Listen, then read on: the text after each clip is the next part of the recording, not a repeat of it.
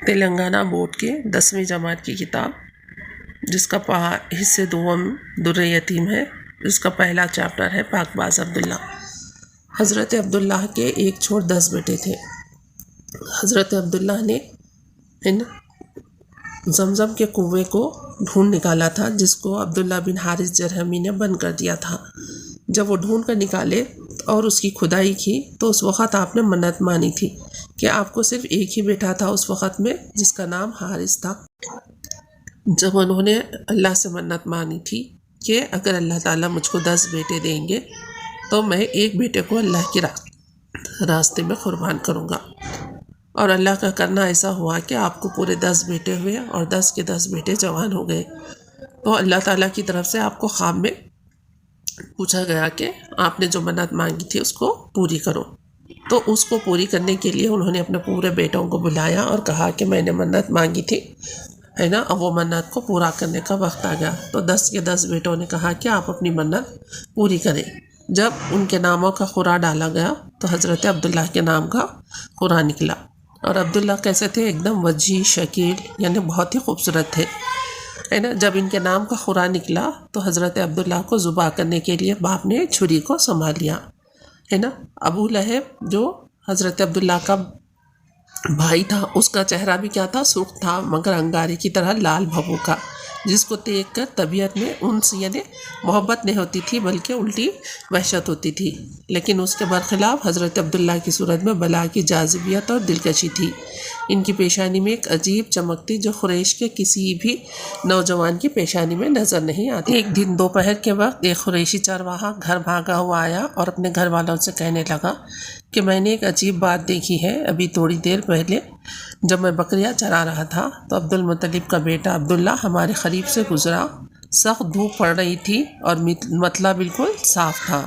سورج کی کرنیں جسموں کو جھلسے دیتی تھی۔ اتنے میں کیا دیکھتا ہوں کہ عبداللہ کے سر پر بادل کا ایک ٹکڑا سایہ کیے ہوئے ہے، اور وہ ابر پارا اس کے ساتھ ساتھ کیا چل رہا ہے۔ ابر پارا یعنی ابر کا ٹکڑا۔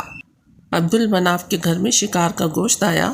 دیگچی چولہے پر چڑھی ہے اور ایک بوڑھی عورت لکڑی کی کفگیر سے دیگچی کے پانی کو چلا رہی ہے۔ کھانے کے انتظار میں لوگ زمین پر بیٹھے ہیں۔ مٹی کے بڑے بڑے پیالے ان کے آگے رکھے ہوئے ہیں۔ یہ عبد المناف، وہب بن عبد المناف، یہ حضرت آمنہ کے والد ہیں۔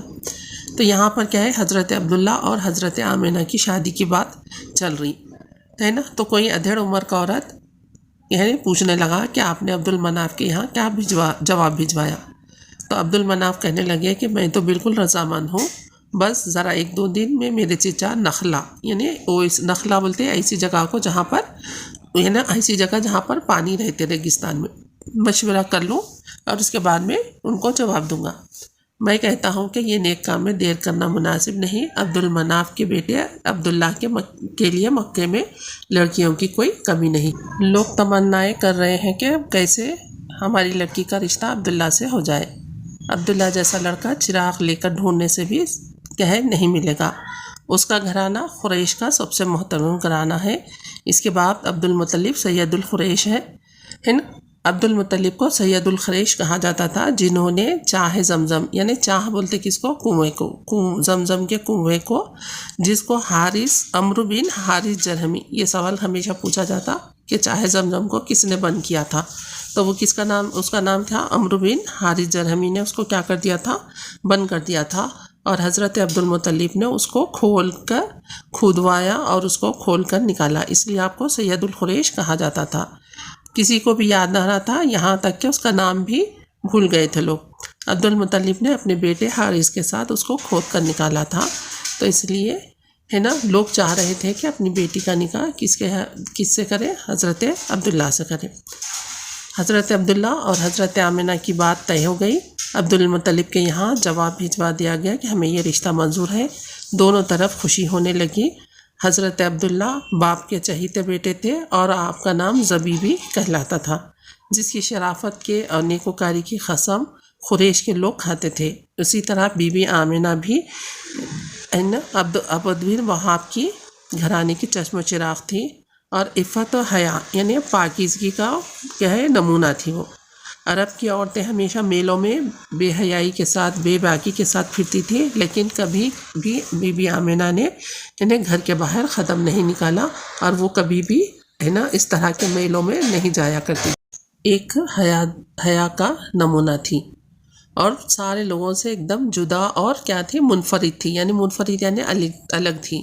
وہ اپنے عزیز رشتہ داروں سے بھی بات کرتے ہوئے شرماتی تھی اور کبھی بھی ان کا سر سے دوپٹہ نہیں ڈھلکتا تھا۔ قریش کی عورتیں کہتی تھیں کہ بی بی آمنہ سچ مچ کیسی ہے، گڑیا ہے، بے زبان، سنجیدہ اور متین، دوسری لڑکیوں کی طرح شوخیوں سے نہیں آتی۔ آمنہ کے گھر والے اس سے بہت ہی محبت اور احترام بھی کرتے تھے۔ عبد المطلب نے اپنے رؤسا قریش کو لے کر عبداللہ کے سسرال پہنچے۔ لڑکی والوں کی بارات کا استقبال کیا گیا۔ عرب کے قدیم طریقے کے ذریعے کی طرح نکاح کی رسم ادا ہوئی، نہایت سادگی کے ساتھ نکاح ہوا۔ اعلان ہوا کہ عبداللہ ابن مطلب اور عبداللہ ابن مطلب اور آمنہ بنت وہب ایک دوسرے کے نکاح میں آ گئے۔ عبد المطلب کو لوگوں نے مبارکباد دی۔ سید القریش نے اظہار شکر ادا کیا اور آسمان کی طرف دیکھا اور اللہ تعالیٰ نے دونوں تقدیروں کے ستارے اللہ تعالیٰ نے ملا دیے۔ آمنہ رخصت ہو کر سسرال آئی۔ اقبال مند بہو کا گھر والوں نے استقبال کیا، بلکہ اس کی راہ میں آنکھیں بچھائیں۔ ہر کسی کی زبان پر تھا کہ دلہا دلہن کا ایسا خوش نصیب جوڑا کسی کو کبھی دیکھنے میں نہیں آیا۔ عبداللہ آفتاب ہے، آفتاب یعنی سورج، تو آمنہ مہتاب ہے، مہتاب یعنی چاند۔ دونوں نیک، شرمیلے، شرافت، غیرت کے نمونے تھے اور ایک دوسرے کا جواب، اسے چھپاؤ اور اسے نکالو۔ عبد المطلب نے عبداللہ اور دوسرے بیٹوں کو ساتھ لے کر شکرانے کا طواف کیا۔ تب یہ تھا چیپٹر 1 اس کے اندر سوال پوچھا جائے گا۔ ٹرم میں سے سوال پوچھا جاتا ہے کہ چرواہے نے کیا خوشخبری سنائی، چرواہے نے لوگوں کو کیا خوشخبری سنائی۔ اس چیپٹر سے ہمیشہ تقریباً پہلے پیپروں میں یہی سوال پوچھا گیا۔